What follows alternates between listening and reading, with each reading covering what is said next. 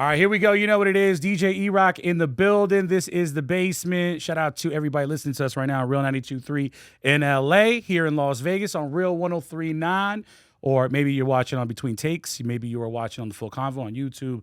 I mean, we're everywhere like air, bro. Hey, as long as you're watching, tuning in, as long as you're hearing everything. I got my good friend in the building with me right now, and we have a lot of history. So, if we start talking a little bit shit to each other, it's because we've known each other for a long time. Jacoby Ford, Raiders legend. E-Rock, man. How Love are you, brother? brother? Appreciate you having me, man. Nah, I'm good, man. I'm happy you're here, bro. You know, another second year coming out here for the alumni weekend. Super excited. About to kick these Niners' ass tomorrow. You know, I already know how it goes. Hey, you know what? I invited you on the show. I'm gonna let you say what you want to say. I gotta get it out my system now. Just don't let me get it out. It's the only one, man. But nah, man, you already know. It's nothing but love always for the Bay. So whenever we can get the Battle of the Bay going, and we're here in Vegas, it's awesome, man. Then I get to reconnect with all my peoples, former players, players I've never even played with, but still can have an impact with them. Man, it's always great. Then I get to see my good friend. People's like you. So come on, man. Always great, my man. Yeah, we've had some great times out here, even before the Raiders came out here. So, definitely. We got a lot of history. So, how does it feel, though, to come back, to a Raiders game, but as, alumni? You know what I mean? Because, obviously, you spend a lot of time. Hey, when you're an athlete, you sell out to your cause. You are literally, working on it day in, day out, to be on the sideline, to contribute. But, making that transition to being retired – And obviously the alumni game or the alumni aspect of it, how is that? For me, it was tough for me, just because I've been playing this game since I was 6 years old. Yeah. So most of my life, this is all I've been doing. This is all I've known. Definitely want to do something outside of football afterwards. That's when that's when you get the right. How do I say it right? That's when you get the right story of your career. So you always think you want to write the right story, but only God knows. Which you've done. Which I have. You definitely have done that. It was good, man. But the way I wanted it didn't go the way that I wanted to go, but I'm still thankful. I'm still grateful for it. But that transition is definitely tough. But as long as you have a great family with you, man, and a great supporting cast, you can find your way to get through it. But honestly, it took me a while to actually go to a game and not be playing. Yeah, it's got to feel different. It's so. You know what I mean? It's so different. Even going from seeing college games are different. Sitting in the stands, I'm not used to sitting in the stands. So if I'm asked to sit in the stands, I get anxious. I'm like, nah, this isn't right. It doesn't feel right. You feel like there's something that you can do and contribute. Exactly. I feel like I can on be the field. Right? Yeah. Yeah. So and then when you still feel like you can still contribute and go out there and play, that's when I think it's still hard to actually sit and watch a game. So then when I got to that point where I was like, I'm good, I'm content, I'm happy, I'm settled, then now I can I go to these games, I'm a real alumni now. I go to these games here in Las Vegas, and I absolutely love it. I love coming back, being an alumni. I still get love, I actually still play. The Bay still shows me love, Vegas still shows me love, and I'm just grateful. I'm grateful for the Raider Nation all the time, man. They let me fly. That's who drafted me. That's who gave me my first gig, and for always grateful, man. And like I said, I connected with so many people just going out, like yourself. And little did I know, you wasn't just a DJ to me. We always made sure, regardless. We looked out for each other. Yeah, exactly. And you already know, shout outs, always come by. I'm gonna say what's up to you, when I walk up in there. And it just created a friendship, man. It created a bond. And that's why my love for the Bay just goes so deep, man. And it's a good transition. But honestly, it's beautiful when you get to the other side of it. No, for sure. Yeah, I was talking to CeCe Sabathia right before he retired. Another Bay Area legend. That's my dude, bro. He's a big Raider fan. We were actually supposed to do huge dinner Raider with him, fan. But I was supposed to do dinner with him actually in New York. Yeah. But we had he's got Carbone on speed dial. Listen, he could do the walk up easily. Bro, it's a place over in Jersey called the Block. Oh wow. Tell me about this. Listen, they have what's the little knife bro, what you be you cut butcher knife? Yes, a mini butcher knife, right? Mini, probably, yes. So the actual part is this big, right? Then the handle is probably right here. So they have people that people used to go to but that's really small, but it's super sharp, right? Super sharp. Oh wow. So people used to go to Red Lobster back in the day. They used to steal the knives right then, right? This place, if you steal they catch you on camera, right? And then they post it on their story. No way. I swear to God, it's the funniest thing I've ever seen. Like, because literally, people and they charge you.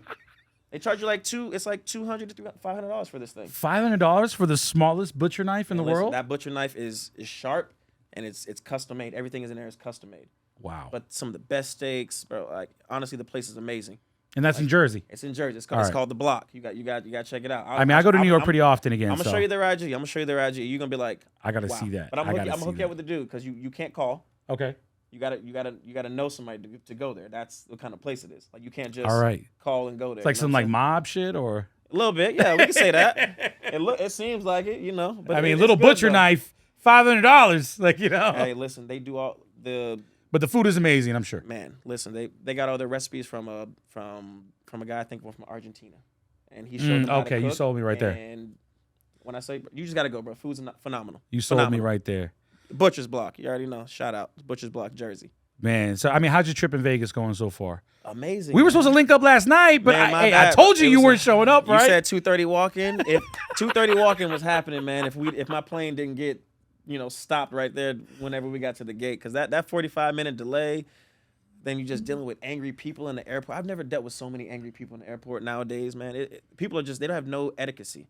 Like, people get up from the back of the plane now, like, and just get up as soon as it lands. It's terrible. I'm like, it's terrible. Why did y'all not wait to, like, I'm sitting in front of you. How do you just think you're supposed to pull your bag past me to go past? I'm like. And they sitting all the way back and like literally like 67A.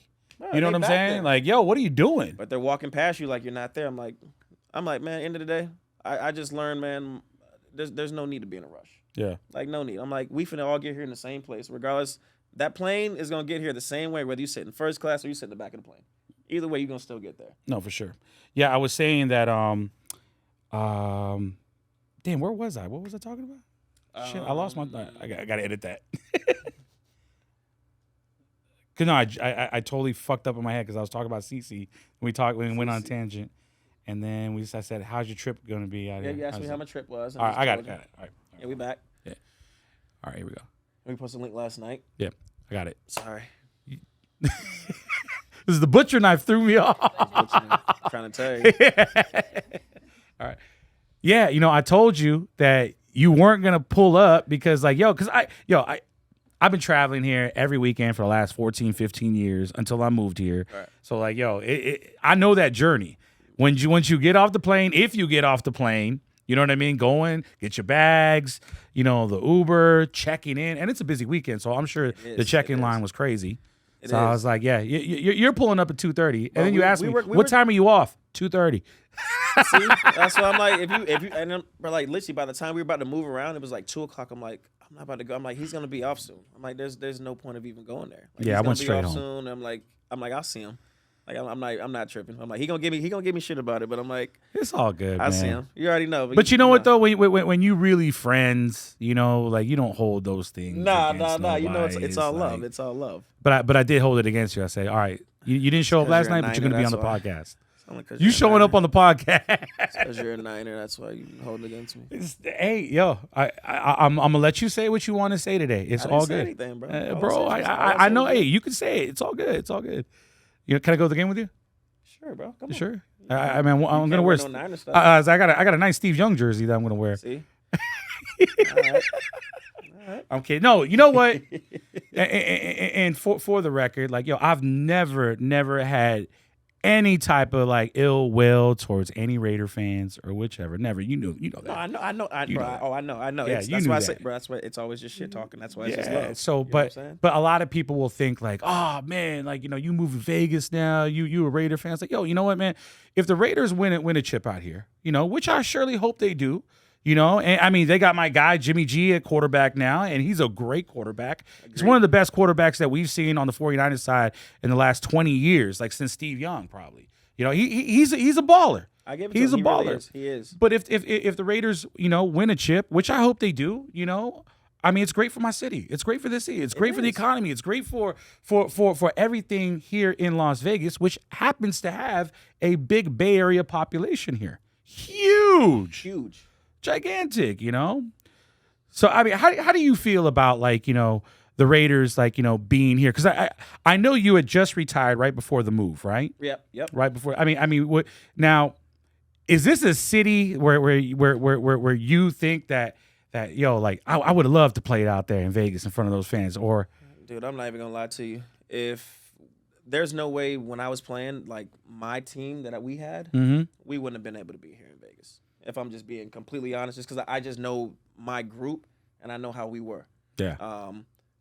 We would. I mean, they probably would have had like a different hold on us. Like it would have been different. But I just know like our personalities. Like we like to be out. Like we like to be amongst each other. And I mean, what other place to be in Vegas? I mean, that like, contributed to your success. Exactly. It did. I mean, I seen it. I mean, right after we leave, like soon as we're done with season, the first place we're going to Vegas or we're going to LA.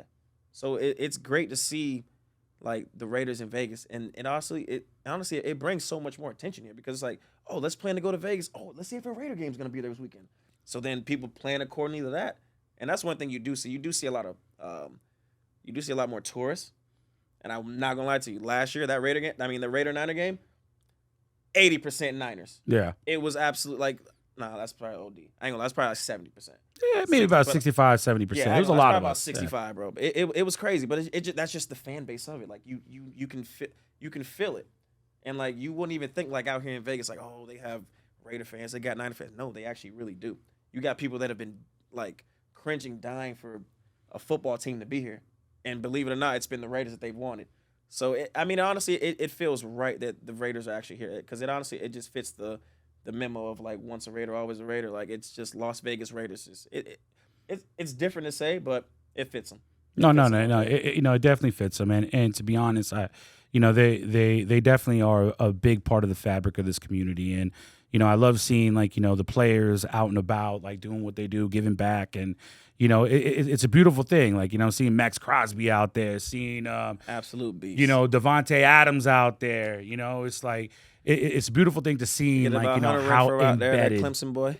Where right there? Yeah, that Hunter Renfro is that Clemson guy. Yeah. You know what I'm saying? So, it's amazing to see that whole entire. I thought you were pointing somebody through the glass. Nah. I don't know who they. I don't know them out there. No, for those that can't see right now, there's actually like glass right here, so we're kind of like in this like fishbowl type of like experience, you know. So I thought somebody was saying hi, but I mean, you're a star, so they're gonna say hi to you. You're the star, bro. They're gonna say hi to you. Nobody knows me anymore, man. Not like that. All right, so fast forward, after retirement, you get back into coaching, correct? I get into coaching. Yeah, you get into coaching. I get back around football. I get back around something that I love, and these kids literally have no idea how much that helps me, like just mentally, like my sanity of like being able to coach this game. Honestly, it's like second nature to me, and I absolutely love it. And whenever I can get a kid that actually listens to me and wants to listen and wants to be good and wants to be great and wants that work, I'll coach you as hard as you let me coach you because. And this is at Clemson. This is at Clemson. Yeah. So I coach actually in Florida. Okay. So I coach now. I've been coaching at my alma mater called Cardinal Newman High School for the last 5 years. Okay. And recently just transitioned to a new school closer to where we live, down in Boca called West Boca. Okay. It's called Very West familiar with Boca. Boca. Yeah. Yeah. So now I coach at West Boca, and dude, it's crazy. We're so young. We don't have a senior that starts. I think we have one junior that starts, maybe. Everybody else is freshmen, sophomores. Wow. Like, it's absolutely insane how young this team is. Our running back is a dog. He's got offers by Ohio State, Florida, and he honestly could be my best receiver. He walks out there right now. Wow. Super strong hands, can do literally everything I tell him to do. Like, he's him. Yeah. But I have some good skill guys. Now, where I was, had amazing skill guys. Got some different skill guys here. So we're adjusting because they're learning how I coach, and I'm learning them. So we're still like, it's funny because you literally figure kids out, but I think they're kind of like starting to embrace me now because they literally just they just posted me yesterday on their team thing just to introduce me because. So this is literally like brand new. This just happened. I was not gonna coach this year. Wow. I was gonna actually take a break and just be chilling, just train and. Just be there for the fam, really. But this just kind of like fell into my lap, man. Like the place I train at, guy called me and put me on the phone with a coach, and we just kind of talked. And I'm like, I know if I go see the kids, I'm like, it's gonna be hard for me to say no. Yeah. And literally, I went out there and the coach It's was rewarding. like, I mean, to have that level of is. impact. It honestly, that's the biggest thing. The reward of seeing the kids be successful and then like be happy and they do good and they actually like want to be coached. Dude, it's the biggest. It's a bigger reward than actually playing the game. Let me ask you this. Now that you are a coach yourself, like, who were some of the coaches from your career that you've learned from that has inspired your coaching style today?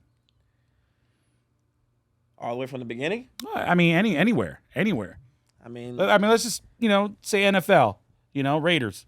Oh, Sanjay Law. Okay. Sanjay Law, man. Sanjay Law's one of the best coaches I've ever had. And I had him for a couple years in Oakland. And dude, he's over there at Seattle. So I mean, you see the work he's doing. Yeah. But also, man, Coach Jefferson.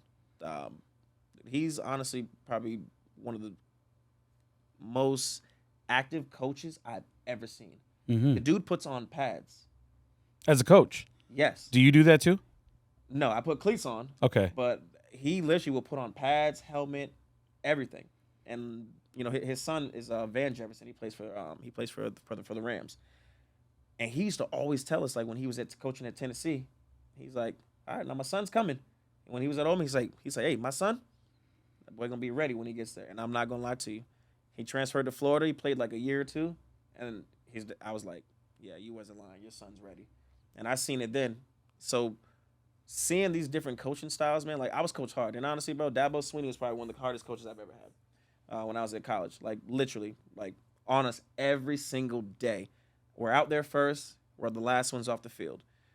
And we're the most attention to detail team on the team. More than the linemen. Like, I guarantee you. Like, this, like, we had a test we had to do every single week before a game.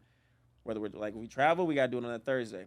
And then, what was this test like? Was it like plays, playbook? Yeah, it's a packet. So, oh, wow. Yeah, so if you have this look, you got to write, like, you really have to write in what you do. And for most, so for some guys, he's like, okay, like, he knows, like, he'll be like, all right, you just learned this position. Me, dude, I had to write in everything. So my test literally would at least take me about 45 minutes. Like, wow. Just to do it.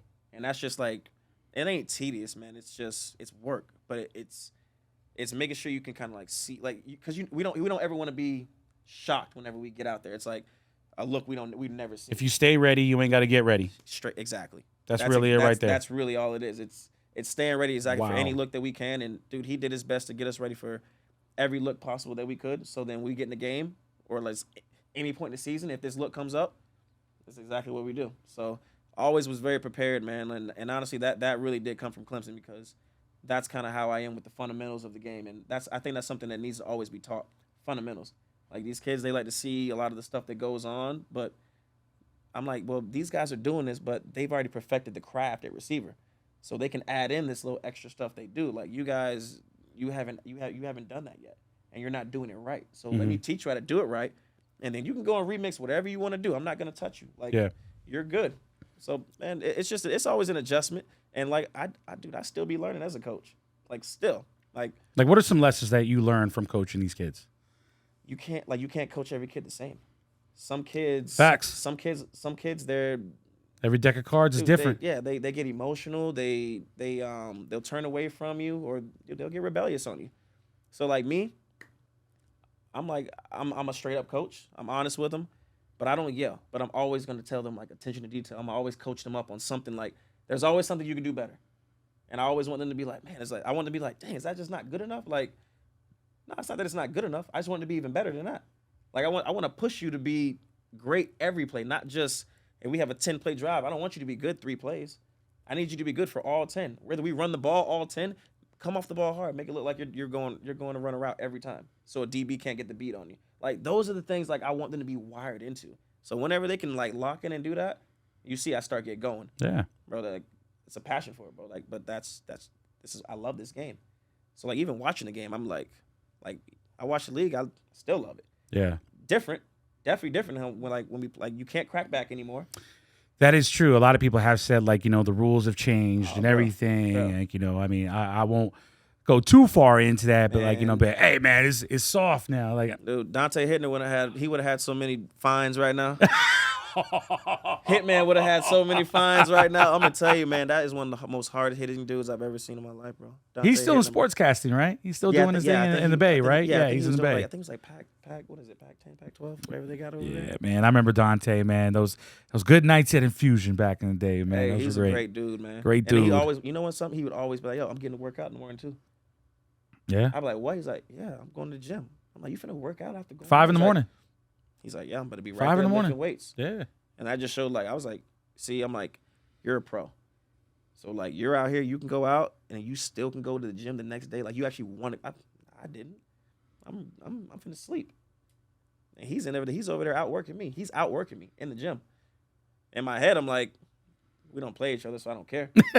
But end of the day, I'm like, that should have been like how I was. You know what I'm saying? I should have been in there. Like I worked, but look, once we were done with the facility, I'm done. Like, I've seen you work. Like, I've seen you work. But like, but I work, but then I work hard, but I used to play hard too. Yeah. Like that ain't. It's important to have that balance. You gotta have fun, right? You had to have fun. Yeah. And I wasn't about to sit here and be just inside all the time. Like, dude, I had people we want to go. We had an active team, man, and we were a close team too. That's one thing I will say, because we had a thing where we had the lockout going into like when I was getting drafted, we had a lockout, so we all went to like Atlanta and we trained. So Richard Seymour trained us. Like he had us set up at a big training facility, paid for it and all. We just had to all show up.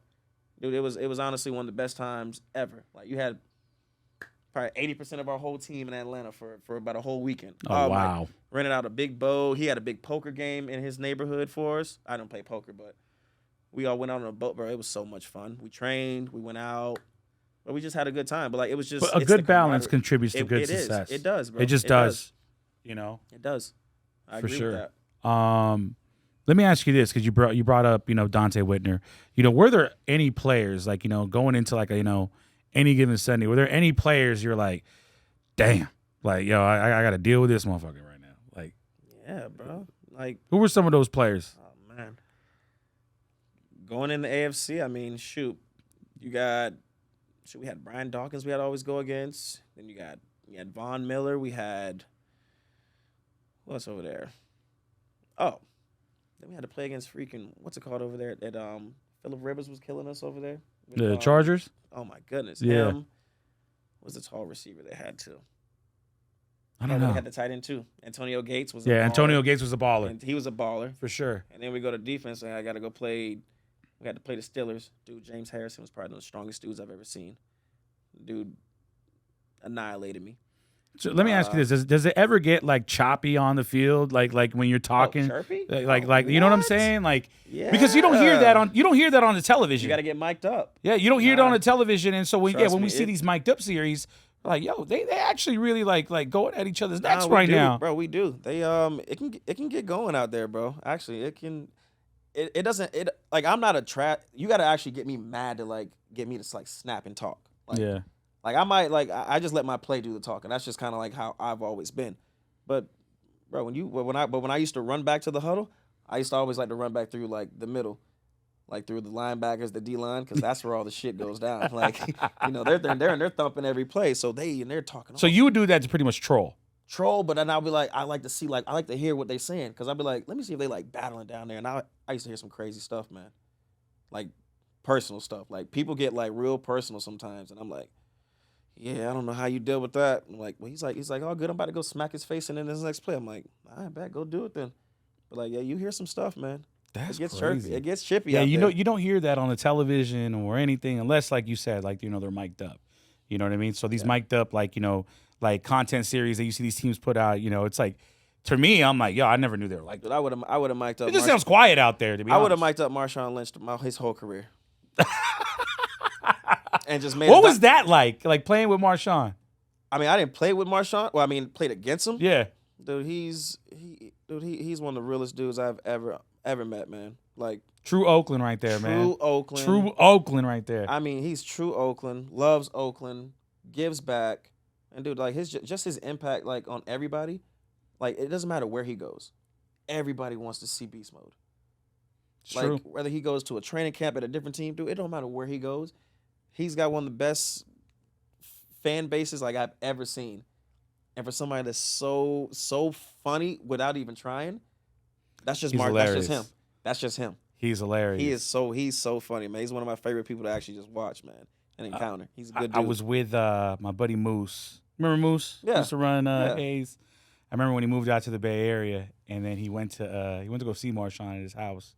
I think it was like a Monday. It was after a game, and then like he said the most hilarious thing that Moose brought back to me. He said, "Man, I was sitting there in his living room, poured a little giblet of Hennessy." Yeah, that's and then he looked at me and said, "Hey, some players ice, I Hennessy." That sounds like him, bro. That sounds like him. And I was like, but damn. It's crazy, dude. Like, it's crazy. Like he said, he used to take a shot at Hennessy before a game. I 100% believe him. Yeah. Like, that was that guy. Dude, I mean, bro, people used to do all kind of stuff. People used to take edibles before a game and play a game so they don't feel like the hits. Like, legit, bro. Wow. Legit. It's like it wasn't that. It was just like because your body, bro. What we put our bodies through. Yeah. You have no idea. Like, it's the ultimate sacrifice. Ultimate sacrifice. Bro, I'm 36 years old. I just now started feeling tendonitis. Wow. Just now. Literally. My knees, my Achilles. Like 2 days ago, I couldn't even walk normal. My Achilles was literally rolled up. Wow. Had to go to the doctor, get some steroids just to like be good. I'm like, I'm good now. And all this is just from years of playing. Yeah, and honestly, yeah. Working out, putting your body through that. That's it. Like I haven't played ball in what? Like 6-7 years. So I'm like, I feel good. But like I don't know. But your body is still going through a process. My body's still going through a process of like what it's been going through. Wow. So like, man, it's honestly, man, it's the ultimate sacrifice, and that's what we make sure we try to tell these kids. Like, when you want to play this game, you have to sacrifice things. So you can't go to a Dolphins. You can't go to a Dolphins. You can't leave a scrimmage that we had. You can't leave a scrimmage early just to go to a Dolphins preseason game. No, you got to sacrifice that. Just nah, mom, dad, y'all go take somebody else. I got practice. Like those are like those little things you got to sacrifice because once you go to college, that's it. And if you don't want it after that, this real world, this shit is real. Very real. Time don't wait for nobody. And it's probably the most realist it's ever been today than how it was when we first started hanging out. 110%. Real shit. Boy. I agree. Real talk. It is. It's different, bro. This inflation. I mean, the whole world shut down. We ain't never been through that. No. It's crazy. I mean, I've worked here. I mean, Florida didn't shut down. I don't know about it. I mean, we were wide open. Vegas kind of shut down for a little bit, you know. But I mean, it's still reopened like weeks later. But just seeing, apparently, like the city that never sleeps. Sleep. Sleep. It was actually lights off, nothing on, nobody in the streets. People were literally riding their bikes up and down the strip because there was no cars. There was nobody out. Like, hey, let's just have a free for all. Dude, it was like a big park. Yeah, it was ghost, bro. It was ghost. The strip was a park. It was crazy. Yeah. It was crazy, man. But yeah, crazy. You know, like the world is definitely different today than it was when we first started hanging out and stuff. But, you know, obviously we'll save that for another day, another conversation. You know what I mean? Next trip, we'll definitely do that. So now, you know, you're in Florida, you're doing your thing, you're coaching, you know, you're a family man. Yeah, man. I got a little baby girl. She's 3 years old now. Her name is Zara Oakland Ford. Mm-hmm. My lady actually came up with the middle name. I wasn't feeling any of the names that she was having before. But Oakland stood out. Oh man, you know it did. It just kind of went. It just kind of went through it. And even when you ask her name, like she says it. She's like, I'm like, what's your name? She's like, people ask her name. She said Zara Oakland Ford. I'm like, all right, baby, I hear you. So man, that honestly, man, it's been the biggest blessing to honestly have a little girl, and she knows daddy's team. That's a championship game every day. Bro, listen, I win. And you win it every day. I win every day by waking up to your family every single day. Exactly. Like every day, man, I get to wake up to my lady. I get to wake up to my baby girl, to my dogs, and like now, bro, like I'm living now. Like now, I feel like this is what life is about. Like family, like 110%. Like I get that now. You couldn't tell me that shit about 8 years ago. I wouldn't even know. It's different when you're in the thick of it. You know, me as an entertainer, as a DJ, like, you know, I went through the same thing. Like, you know, I was just on the grind. I either ran a nightclub in the Bay during the week, and then I travel on the weekend to another city and playing Vegas, you know, Atlantic City, Boston, Miami. I remember you was in AZ for a little bit too. I remember you was back and forth in AZ. I remember I had to do I follow you, E-Rock. You already know, man. You're my brother, man. I follow you too, man. Likewise. We talk all the time. So like, you know, but it's different when you're like really in the thick and you're on a mission, you're on a grind. You know, I moved here to simplify my life, which is the weirdest thing to say. No one says, "Oh, I'm moving to Vegas to simplify and settle down." Who says that? Me. My mom moved out here during the pandemic. That's great. So like, you know, and she actually lived in St. Augustine for a while. So she moved out here to be closer to me. She didn't want to go back to California. Yeah, I get it. She was retired. She didn't want to pay the taxes. I get it. And then like, you know, slowly it kind of chipped away at me. I was like, you know what? Like maybe I could live in like, you know, Vegas and, you know, be all right because I got my vices out of the way. I don't care to go out every day. Like, you know, I got a family now. I can, you know, I can chill. And I don't feel like I have anything to prove anymore. You don't, man. And you've done it. It's what else do you need to prove? What else do you need to do? You're good. Your name goes so far, bro, and your resume speaks for itself. So yeah, man, that's it. You just now I can work on the things that really do matter. Exactly. Family, being there for my mother before, yeah. You know. I mean, my mom had me at a very young age. She had me when she was like 18, 19. Okay. You know, so she's still very young, very active. Yeah. You know, so yeah, you know, I get time with her. I get time with my family at home. You know, I see my cousins more than I saw them in the Bay. That's lit, right? I see them here because, like, yo, who doesn't want to come to Vegas? I mean, that's what I'm saying. I mean, I got a good friend even for the Steeler game. We were supposed to go to the Clemson game for that weekend. Yeah. But I'll be out here for the Raider game when they do the home open for the Steelers. He's gonna come out here. He's like, because one of his best friends lives out here. He DJs. Actually, you might know him. His name is AJ. AJ. He's always with Tiesto, purple hair dude. Oh yeah. I've seen him before. Yeah. Yeah. He's like, because he was like, you know E-Rock? I'm like, yeah, I know E-Rock. He's like, yeah, man, he's a good dude. So, like, it's crazy. That's a small world because I know him because of my boy from back home. Yeah. And we and him worked at a car dealership, and that's how me and him kind of got connected. We got connected with that. And then AJ was his friend who's, like, real honest and cool. And, like, me, like, we all get along. And, like, now AJ lives out here. Yeah. And, you know, he does his thing on the DJ side. So, you know, he's young. He's up and coming. But, I mean, he's got a good head on him. He's got a good personality. And, dude, and he's not afraid to work. That's one thing about him, and I love that. And that goes with a lot of things: sports, life, DJing. Dude, you know I mean, you gotta want it, and I mean, and you gotta put time in. Like you gotta put time in family too. Yeah. Like if you don't, like what are you doing? You know what I'm saying? Like you have to. You got to do it all. So let me ask you this: I know you got to make your way out to like the festivities. You're out here for the alumni weekend. Obviously, there's a big game on Sunday, which it's your time to shine on my show today. It's just preseason. But it don't matter though. It's honestly, man, I just care about the environment. Honestly, the environment's gonna be crazy. The atmosphere is gonna be crazy, and I mean, we got football back, man. And I mean, what other better way to start the season off out here? It's the best. The Battle of the Bay. It's the best. I mean, we can't do it at Candlestick no more. No. Man, no. My last time at Candlestick, oh my goodness. It's cold, man. Dude, I was watching people fight. Yeah. It's one of the craziest things I've ever seen. I mean, people were doing that at Levi's too. Yeah. I mean, I ain't go to Levi. I never saw Levi. I played them when it was just Candlestick. Oh my God.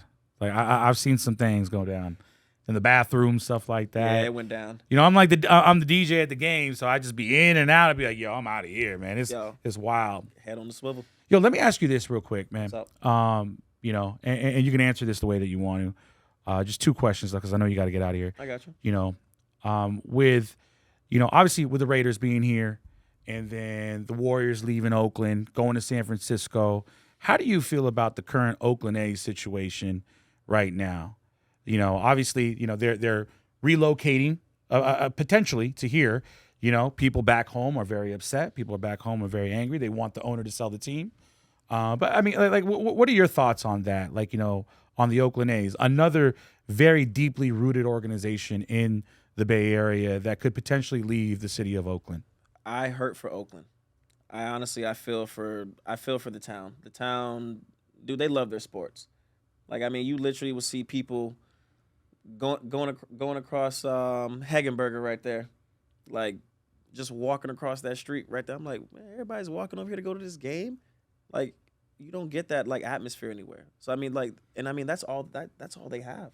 Yeah. So you're gonna take the Warriors. You already took them over to San Fran, and now Raiders are gone. That hurt.